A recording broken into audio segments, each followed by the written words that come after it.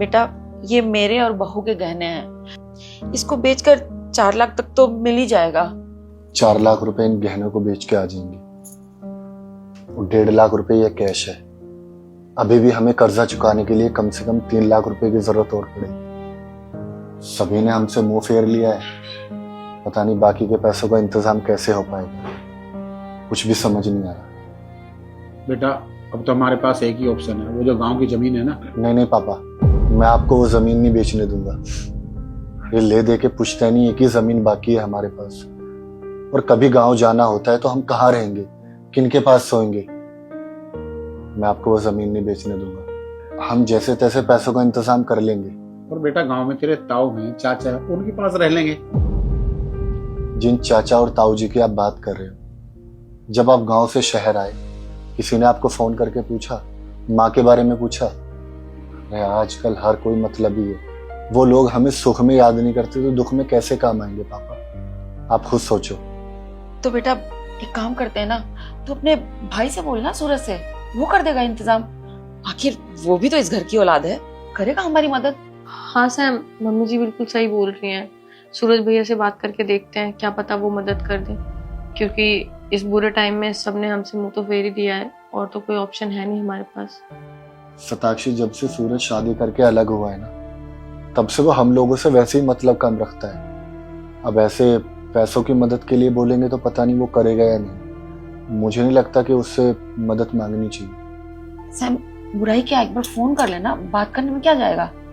हाँ बेटा सही तो है, तू सूरज से बात करना, और इस वक्त में परिवार ही परिवार के काम आता है, तो वो जरूर तेरी मदद करेगा बेटा।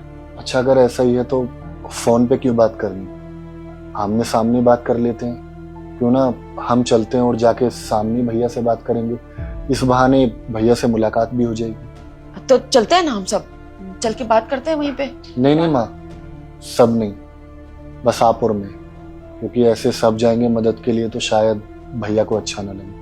हम दोनों चलते हैं ना, दोनों चल के बात कर लेते हैं। ठीक है चलो।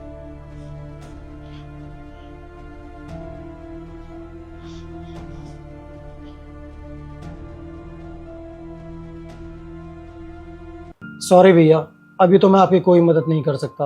अभी कुछ दिन पहले ही सरीना के पापा की आंखों का ऑपरेशन हुआ है, तो मैंने वहाँ 7 लाख रुपए दे दिए। मेरे पास पैसा है भी नहीं आपको देने के लिए, तो अभी तो मुझे माफ़ कर दो आप। बेटा देख लेना, कुछ मदद हो जाए तो। वो क्या है ना, कर्ज वाले घर पे आ जाते हैं, रोज परेशान करते हैं। तेरा भाई और तेरे पापा बहुत परेशान है, थोड़ी सी मदद हो जाएगी तो सही रहता। माँ, अगर मेरे पास सच में पैसे होते तो मैं मना थोड़ी करता। भाई, आपके तो दोस्त भी बहुत अच्छे पैसे वाले हैं, क्यों ना आप हमारे लिए उनसे ही मदद मांग के देख लीजिए। मेरा जैसे ही काम चल जाएगा मैं एक एक पाई चुकता कर दूंगा। नहीं भैया, ये किसी से उधार नहीं लेंगे, इनको भी तो बिजनेस में लॉस होता है, और जब इन्होंने कभी अपने लिए उधार नहीं लिया किसी से, तो फिर ये आपके लिए क्यों लेंगे। आप अपना खुद देख लीजिए।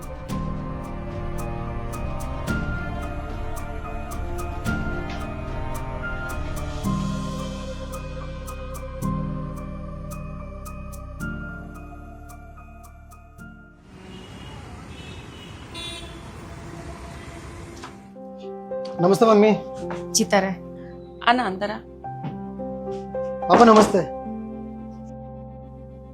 बेटा वो खाने का टाइम हो गया है, तेरे लिए खाने के लिए लगा दो कुछ। नहीं माँ, खाना रहने दो, मैं खा के आया हूँ। मुझे बस भैया से जरूरी बात करनी थी। अच्छा बताओ, क्या बात करनी थी?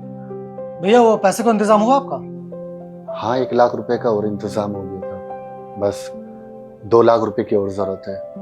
कर रहे इधर उधर से जुगाड़, देखो हो ही जाएगा। अब मैं आ गया हूँ ना, बाकी के पैसों का भी इंतजाम हो जाएगा। वो मैंने सुना कि पापा आप गांव वाली जमीन बेच रहे हो। हाँ, बात तो चल रही है। जब बेच ही रहे हो तो किसी और को बेचोगे, इससे अच्छा मैं खरीद लेता हूँ। घर की जमीन पापा घर में ही रहेगी। और मैं अभी गांव से ही आ रहा हूँ, पटवारी से पूछा मैंने, 6 लाख रुपए कीमत है, मैं आपको दे देता हूँ। लेकिन तुम्हारे पास तो पैसे नहीं थे।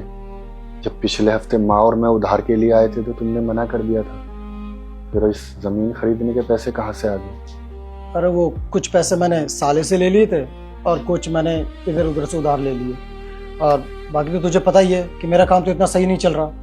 और हाँ, ये 3 लाख रुपए है, बाकी के 3 लाख रुपए मैं रजिस्ट्री वाले दिन दे दूंगा। ठीक है ना पापा। माँ ध्यान रखना अपना।